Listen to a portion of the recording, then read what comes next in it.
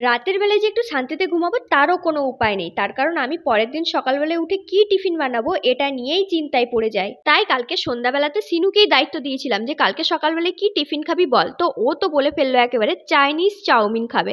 তাই জন্য ভাবলাম যে চলো, কোনোদিনও তো এরকম ভাবে ট্রাই করিনি, তো ফার্স্ট টাইম ট্রাই করাই যেতে পারে। সুনীলকে আগের দিন কিন্তু সন্ধ্যাবেলায় অনেক কিছু বাজার করিয়ে আনা করিয়েছি, যা যা এই চাইনিজ চাউমিনে লাগে। তো আজকের এই রেসিপি বানানোর জন্য কি কি উপকরণ লাগে সেগুলো দেখে নাও। প্রথমেই দেখতে পাচ্ছ বাঁধাকপি আমি কুচি কুচি করে কেটে নিয়েছি, তার সাথে নিয়ে নিয়েছি দুটো ডিম আর গাজর আর বরবটি কুচি করে নিয়েছি।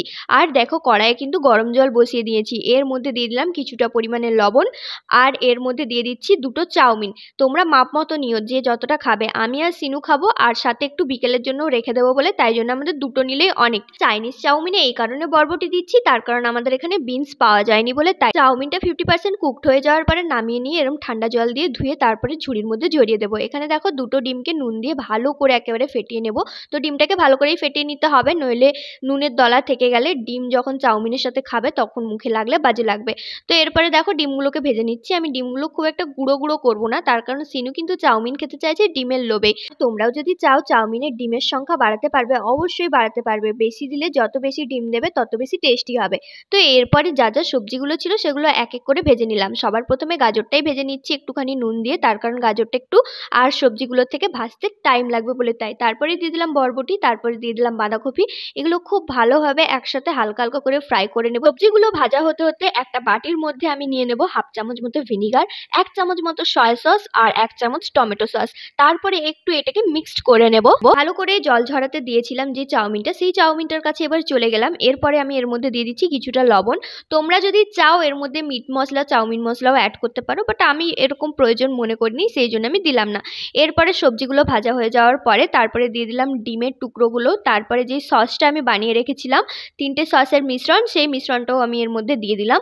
আর চাউমিন বানানো আর নৌকা চালানো আমার কাছে মনে হয় দুটোই একই ব্যাপার, তার কারণ চাউমিন বানানোর সময় ভীষণ পরিমাণে কেরামতি করে করে নাড়াচাড়া করতে হয়। তো এরপরে দেখো সব সসগুলোকেও ভালোভাবে মিশিয়ে নেওয়ার পরে আমি দিয়ে দিলাম নুন মাখানো চাউমিনটা।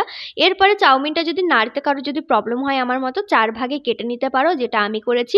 আমার ভীষণ পরিমাণে টাফ মনে হয় চাউমিন নাড়াটা, সেই জন্য আমি একটুখানি কেটে নিয়েছি। চাউমিনের স্যালাড হিসেবে আমি কেটে নিয়েছিলাম একটা গোটা শসা আর হাফ পরিমাণে পেঁয়াজ। আমি এরপরে আরেকবার নেড়ে গ্যাস বন্ধ করে এরপরে পরিবেশনের পালা। আর আমি যখনই কাউকে কিছু খেতে দিই না কেন ভালোভাবে সাজিয়ে গুছিয়ে দিতে ভালোবাসি, তাই জন্যই তো দেখো সিনুকে ইমপ্রেস করার জন্য আর একটু বেশি করে ওর মতো করে একটা স্মাইল এঁকে দিলাম, যাতে ওর দেখতেই খুব ভালো লাগে। আর সিনুর টেস্ট করার পালা, আর সিনুর এক্সপিরিয়েন্স দেখে আশা করছি তোমরা বুঝতে পারছো যে আজকের রেসিপিটা ঠিক কতটা টেস্টি হয়েছিল। তাহলে তোমরা কিসের অপেক্ষা করছো, বানিয়ে ফেলো আর ঝটপট আমাকেও কমেন্ট করে জানিয়ে দাও যে আমার রেসিপিটা তোমাদের কেমন লেগেছে। সিনুকে দেখে আমি আর জিভের জল সামলাতে পারলাম না, আমিও ঝটপট করে ট্রাই করে নিলাম একটুখানি, যে আমি দেখি কেমন রেসিপি বানিয়েছি। বাট সিরিয়াসলি বলছি পুরো একদম রেস্টুরেন্টের মতোই পুরো খেতে হয়েছে। আমি নিজেও জাস্ট অবাক যে আমি এত সুন্দর রান্না করতে পারি বলে। বাই বাই সবাইকে, দেখা হচ্ছে নেক্সট ভিডিওতে। চ্যানেলটাকে সাবস্ক্রাইব